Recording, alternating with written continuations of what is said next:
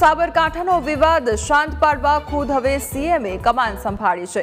સાબરકાંઠાના હોદ્દેદારોને સીએમ ભૂપેન્દ્ર પટેલનું તેડું આવ્યું છે। ગાંધીનગરમાં સીએમ નિવાસસ્થાને સાબરકાંઠાના હોદ્દેદારોની બેઠકમાં સીએમ ભૂપેન્દ્ર પટેલ, સીઆર પાટીલ હાજર રહેશે। તો બેઠકમાં હર્ષ સંઘવી, બીજેપીના આગેવાનો, એમએલએ પણ હાજર રહેશે। શુક્રવારે હર્ષ સંઘવીએ અંદાજે 5 કલાક સુધી બંધ બારણે બેઠક કરી હતી। તો ફરી એકવાર બેઠકનું આયોજન કરવામાં આવ્યું છે। સીએમના નિવાસસ્થાને બેઠકનું આયોજન, તો જે પ્રમાણે વિરોધ ચાલી રહ્યો છે તેને શાંત પાડવા માટે સીએમએ હવે કમાન સંભાળી છે અને સીએમના નિવાસસ્થાને બેઠકનું આયોજન કરવામાં આવ્યું છે।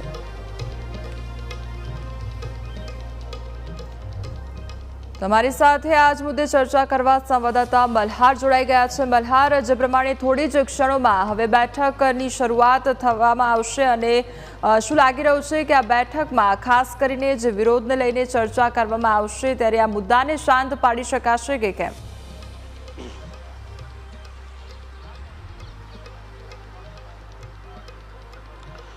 ચોક્કસથી કોમલ નજર કરીએ તો સાબરકાંઠાના જે રીતે ઉમેદવારના નામને લઈને ઉકળતો ચરુ જે છે તે પાર્ટીમાં જોવા મળી રહ્યો છે તેને શાંત કરવા માટે મુખ્યમંત્રી નિવાસસ્થાને બેઠકનું આયોજન કરવામાં આવ્યું હતું। 11 વાગે જે છે તે બેઠકનો આરંભ થનારો છે। આ બેઠકની અંદર મુખ્યમંત્રી જે છે તે સ્થાનિક કાર્યકર્તાઓ જે છે સાબરકાંઠાના તેમની સાથે બેઠક કરીને તેઓને જે છે તે સમગ્ર મામલે શાંત કરવાનો જે છે તે પ્રયાસ કરવામાં આવશે।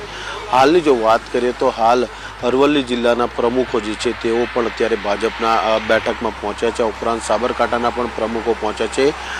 ક્લસ્ટર પ્રભારી બાબુભાઈ જેબલિયા છે તેઓ પણ આ બેઠકમાં ભાગ લેવા પહોંચ્યા છે, જ્યારે પૂર્વ ગૃહમંત્રી રજનીકાંત પટેલ પણ જે છે તેઓ બેઠકમાં પહોંચ્યા છે। વર્તમાન ધારાસભ્ય અને પૂર્વ ધારાસભ્યો સહિત રાજ્યસભાના જે સાંસદો જે છે તે સાબરકાંઠા જિલ્લાના તેઓ પણ આ બેઠકની અંદર જે છે તે ભાગ લેવા માટે પહોંચ્યા છે।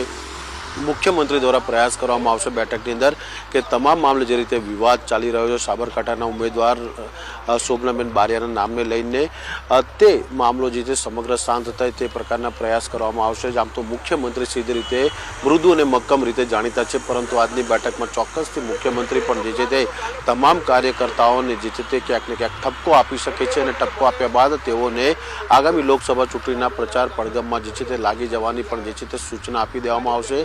હાલ 11 વાગ્યાની અરસાની આસપાસ આ બેઠક જે છે તે આરંભ થવાની છે। લગભગ કલાક જેટલી જે છે તે આ બેઠક ચાલી શકે તે પ્રકારના પણ સંકેત જે છે તે જોવા મળી રહ્યા છે।